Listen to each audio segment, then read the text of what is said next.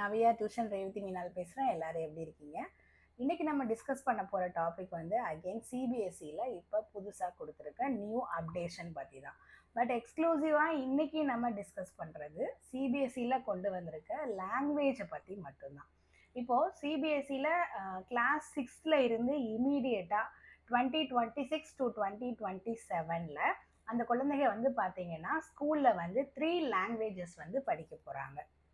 அப்போ class 9th and 10th இப்போ ப்ரெசென்ட்ல class 9th and 10th அதாவது 2026 2027 என்னோட குழந்தை வந்து கிளாஸ் 10 எழுத போகுது. அவங்க என்ன லாங்குவேஜ் எத்தனை லாங்குவேஜ் எழுதுவாங்க அப்படின்னு கேட்டிங்கன்னா அவங்க இப்போ ஃபாலோ பண்ணிக்கிட்டு இருக்க 2 லாங்குவேஜ் சிஸ்டம் தான் வந்து எழுதுவாங்க. ஆனால் இதே இப்போ நீங்கள் கிளாஸ் 6ல் இந்த வருஷம் அதாவது 2026 to 27 அட்மிட் பண்ண குழந்தை அவங்க 10th வரும்போது அவங்க 3 எக்ஸாம்ஸ் எழுத போகிறாங்க.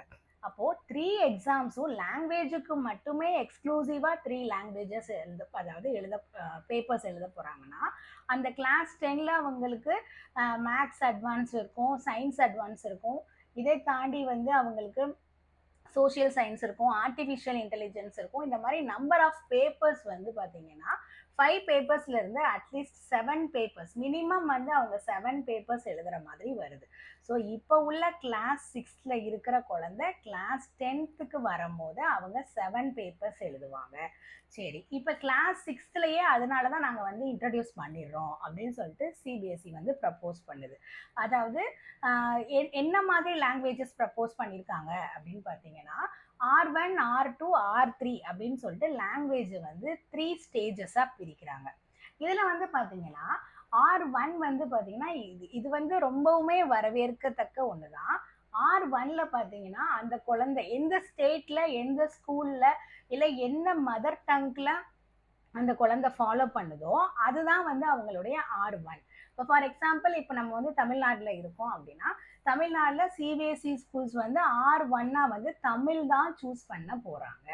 அப்போ R2 என்ன சூஸ் பண்ணணும், R3 என்ன சூஸ் பண்ணணும் அப்படின்னா இப்போ R2ல நான் திருப்பி தமிழே சூஸ் பண்ண முடியாது. என்னன்னா R1ம் R2ம் சேமாக இருக்கக்கூடாதுன்னு ஒரு கன்ஸ்ட்ரெயின் வச்சுருக்காங்க. சரி, அப்போ R1 நான் தமிழ் எடுத்துட்டேன்.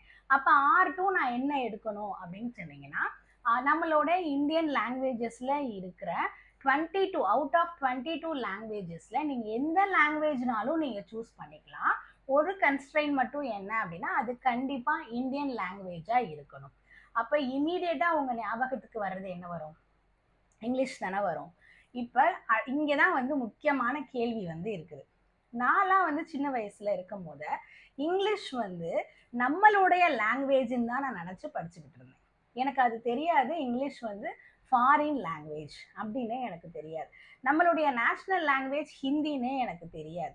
இது மாதிரி எத்தனை பேர் நீங்களும் நினச்சிருப்பீங்க. நம்ம இங்கிலீஷ் மீடியம் ஸ்கூலில் நம்ம பேரண்ட்ஸ் நம்மளை படிக்க வச்சுருந்தப்ப இங்கிலீஷ் தான் நம்மளுடைய அஃபிஷியல் லாங்குவேஜ், அதாவது இங்கிலீஷ் தான் நம்மளுடைய லாங்குவேஜ்னு நமக்கு தெரியும். ஆனால் இங்கிலீஷ் வந்து அஃபிஷியல் லாங்குவேஜ் தான் தவிர அது நேஷ்னல் லாங்குவேஜ் கிடையாதுன்னு எனக்கு தெரிய வந்தது என்னோட 2nd ஸ்டாண்டர்ட் 3rd ஸ்டாண்டர்ட் நான் படிக்கும் போது தான். ஆனால் இப்போ சிபிஎஸ்சி வந்து ரொம்ப போல்டாக ஒரு ஸ்டேட்மெண்ட்டை சொல்லிட்டாங்க. என்ன சொல்கிறாங்கன்னா English is a foreign language அப்படின்னு சொல்லிட்டாங்க. அப்போ R1ம் R2ம் நீங்கள் எடுக்க போகிற லாங்குவேஜ் வந்து பார்த்தீங்கன்னா கண்டிப்பாக இந்தியன் லாங்குவேஜாக இருக்கணும். தென் R3 can be any foreign language. அப்போ இந்த இடத்துல ஃபாரின் லாங்குவேஜாக இங்கிலீஷை சொல்லிடுறாங்க. அப்போ R2 அப்படின்றது நீங்கள் வந்து ஹிந்தி தான் எடுக்கணும், சான்ஸ்கிரிட் தான் எடுக்கணும், நீங்கள் வந்து கன்னடா தான் எடுக்கணும் அப்படிலாம் கிடையாது. இங்கே வந்து அவங்க எந்த லாங்குவேஜையுமே கம்பல் பண்ணலை. ஆனால் இந்த இடத்துல இன்னொரு கன்ஸ்ட்ரெயின் என்னன்னா பொதுவாகவே நம்ம ஒரு ப்ரைவேட் ஸ்கூலில் நம்ம சிபிஎஸ்சி ஸ்கூலில் நம்ம வந்து நம்ம குழந்தைகளை சேர்க்குறோம் அப்படின்னாலே நம்ம வந்து ரொம்ப இம்பார்ட்டன்ட்டுன்னு நினைக்கிற ஒரு விஷயம் ஸ்போக்கன் தான். கரெக்டு தானே? கிட்டத்தட்ட பார்த்தா ஸ்போக்கன் லாங்குவேஜ்னு சொல்கிறத விட ஸ்போக்கன் இங்கிலீஷ். அப்போ இங்கிலீஷை தான் நம்ம இத்தனை வருஷமாக வந்து அந்த ஸ்கூலில் நல்லா சொல்லித்தராங்களான்னு கேட்குறத காட்டிலுமே ஒரு பேரண்ட் வந்து ஒரு ஸ்கூலை சூஸ் பண்ணும்போது அந்த ஸ்கூலில் எப்பயுமே இங்கிலீஷ் மட்டும்தான் பேசுவாங்களா, குழந்தைகளுக்கு ஈஸியாக இங்கிலீஷ் பேச வருமா, இதுதான் கேட்டு ஒரு பேரண்ட் வந்து அந்த குழந்தைய வந்து ஒரு ஸ்கூலில் சேர்ப்பாங்க. ஆனால் இப்போ அந்த இடத்துக்கே வந்து ஒரு கொஸ்டின் மார்க் வந்துருச்சு. இது வந்து பேரண்ட்டுக்கு பேனிக் ஆகிறத விடவே இப்போ ஸ்கூல்ஸுமே வந்து பார்த்தீங்க அப்படின்னா 3 லாங்குவேஜஸ் அப்படின்னு நம்ம சொல்லும் போது முதல் ஸ்கூல் வந்து என்னென்ன லாங்குவேஜ் எடுக்கணும்னு சொல்லி ஃபர்ஸ்ட் முடிவு பண்ணணும்.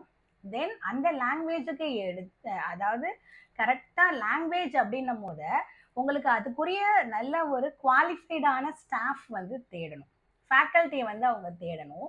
ஏன்னா உங்களுக்கு maths, science, social, artificial intelligence இந்த மாதிரி சப்ஜெக்ட்ஸ்க்கெல்லாம் ஈஸியாக வந்து உங்களுக்கு டெஸ்ட் நிறையா வச்சு அதாவது அவங்கள வந்து ஃபில்ட்ரேட் பண்ணி நல்லா குவாலிஃபைடான ஸ்டாஃப்ஸ் வந்து நம்ம எடுத்துடலாம். ஆனால் லாங்குவேஜ் அப்படின்னு வைக்கும்போது அந்த லாங்குவேஜோட டெப்த்தை கேட்குற அளவுக்கு அந்த இன்டர்வியூ பேனலில் அந்த லாங்குவேஜ் தெரிஞ்சவங்க இருப்பாங்களான்றதே முதல்ல ஒரு கொஸ்டின் மார்க். செகண்ட் வந்து பார்த்தீங்கன்னா நம்ம சிபிஎஸ்சி இந்த வருஷம் தான் அதை இம்போஸ் பண்ணியிருக்கு அப்படின்றனால அவங்க புக்ஸில் கொடுத்த அளவுக்கு மட்டும்தான் அதில் லாங்குவேஜஸில் கொஸ்டின்ஸ் வருமா, இல்லை ஏன்னா இப்போ லாங்குவேஜ் அப்படின்னாலே வந்து கிரியேட்டிவ் திங்கிங், ரைட்டிங், அப்புறம் ஃபாலோடு பை கம்யூனிகேஷன், இதை மூணையும் பேஸ் பண்ணி தான் இருக்கும். இப்போ வந்து இந்த வருஷம் வந்து இந்த சிபிஎஸ்சி அப்டேஷனோட முக்கியமான வந்து எய்ம் என்ன அப்படின்னு பார்த்தீங்கன்னா ஆர்டிஃபிஷியல் இன்டெலிஜென்ஸ், அந்த ஏஐ கான்செப்டை கிளாஸ் 3ல இருந்தே அவங்க வந்து இன்ட்ரடியூஸ் பண்ணுறாங்க. ஏன் இன்ட்ரடியூஸ் பண்ணுறாங்க? கம்பிட்டன்சி பேஸ்டு கொஸ்டின்ஸ்லாம் வந்து குழந்தைங்க வந்து அட்டன் பண்ணணுன்றதுக்காக. அப்போது மீதி உள்ள சப்ஜெக்ட்ஸ் எல்லாத்துக்குமே அந்த கம்பிட்டன்சி பேஸ்டு கொஸ்டின்ஸ் நம்மளால அந்த அசஸ்மெண்ட் ஈஸியாக பண்ண முடியும். பட் லாங்குவேஜ்னு நம்ம கொண்டு வரும்போது அதுலேயும் உங்களுக்கு 3 லாங்குவேஜஸ் இம்போஸ் பண்ணும் போது அப்போ லாங்குவேஜுக்கும் ஈக்குவல் இம்பார்ட்டன்ஸ் கொடுக்கணுன்றது கரெக்டு தான். பட் ஆனால் அதுலேயும் கம்பிட்டன்சி பேஸ்டு அசஸ்மெண்ட் தான் வரப்போகுது அப்படின்னு சொல்லும் போது குழந்தைகளோட மத்தியில் எந்த அளவுக்கு, அதாவது இப்போ வந்து அவங்க இப்போ நம்ம டியூஷன் சென்டர் இருக்கிறனால நான் சொல்கிறேன், அதாவது maths, science, physics, chemistry, biology இதுக்கு கொடுக்குற இம்பார்ட்டன்ஸ் வந்து பார்த்தீங்கன்னா எனக்கு இங்கிலீஷ் தான், இன்னைக்கு எனக்கு ஹிந்தி தான், இன்னைக்கு எனக்கு ஃப்ரெஞ்சு தான் அப்படின்னு சொல்லி அந்த குழந்தைங்க வந்து ஒரு ஃப்ரீயாக இருப்பாங்க. அதாவது என்னோட இன்னைக்கு தமிழ் தான் அப்படின்னு சொல்லிட்டு அவங்க வந்து எப்படி சான்ஸ்கிரிட் தான் இன்னைக்கு எனக்கு எக்ஸாம், அப்பா நல்ல வேலை லாங்குவேஜ் எக்ஸாம், நான் கொஞ்சம் ஃப்ரீயாக இருந்துக்கலாம் அப்படின்னு சொல்லுவாங்க. பட் இப்போ அதுவுமே ரொம்ப சேலஞ்சிங்காக வந்துருச்சு. ஸோ அதனால கிளாஸ் 6ல இருந்து நீங்கள் வந்து இப்போ வந்து எனக்கு அதாவது இந்த மேக்ஸ் மட்டும்தான் எனக்கு வந்து இம்பார்ட்டன்ஸ், சயின்ஸ் மட்டும்தான் எனக்கு இம்பார்ட்டன்ஸ் அப்படிலாம் கிடையாது. நீங்கள் இன்பில்ட்டாகவே என்ன பண்ணிடுறீங்க, உங்களை அறியாமலே நீங்கள் வந்து 3 லாங்குவேஜஸ் வந்து நீங்கள் கற்றுக்குறீங்க. தென் ஃபாலோடு பை இன்னும் ஃபாரின் லாங்குவேஜஸ்லாம். இது வந்து நீங்கள் 3 வந்து ரீடிங், ரைட்டிங், கம்பிட்டன்சி பேஸ்டு எல்லாமே பண்ணணும். உங்களோட போர்டு எக்ஸாம் கிளாஸ் 10th வரைக்குமே இதை நீங்கள் ஒரு எக்ஸாமாக எழுதி அதுக்கு நீங்கள் வந்து கிரேட்ஸ், மார்க்ஸ் வந்து கொடுக்குறாங்க. இதை தாண்டி இன்னும் நமக்கு வந்து ஃபாரின் லாங்குவேஜஸ் எத்தனையோ இருக்குது. இன்னும் சம் ஸ்கூல்ஸ்லாம் வந்து பார்த்தீங்க அப்படின்னா ஜெர்மனி, அதாவது ஜெர்மன் லாங்குவேஜ், ஜப்பனீஸ் லாங்குவேஜ், தென் ஃப்ரெஞ்சு, இந்த மாதிரி வித்தியாசமான எல்லா ஃபாரின் லாங்குவேஜஸும் இன்ட்ரடியூஸ் பண்ணிக்கிட்டு இருக்கிற காலகட்டத்தில் நம்ம இங்கிலீஷை இப்போ வந்து அதை ஒரு ஃபாரின் லாங்குவேஜாக கொண்டு வந்திருக்கிறதுன்றது எப்படின்னு எனக்கு தெரியல. ஸோ நீங்கள் என்ன பண்ணிடுங்க அப்படின்னா கிளாஸ் 6ல இருந்தே நீங்கள் வந்து சப்ஜெக்ட்ஸோட வெயிட்டேஜ் அப்படின்லாம் பிரிக்காமல் ஈக்குவல் இம்பார்ட்டன்ஸ் கொடுத்து உங்கள் குழந்தைகளை படிக்க சொல்லுங்கள். நாளைக்கு ஒரு நல்ல வீடியோவில் சந்திக்கலாம். தேங்க்யூ.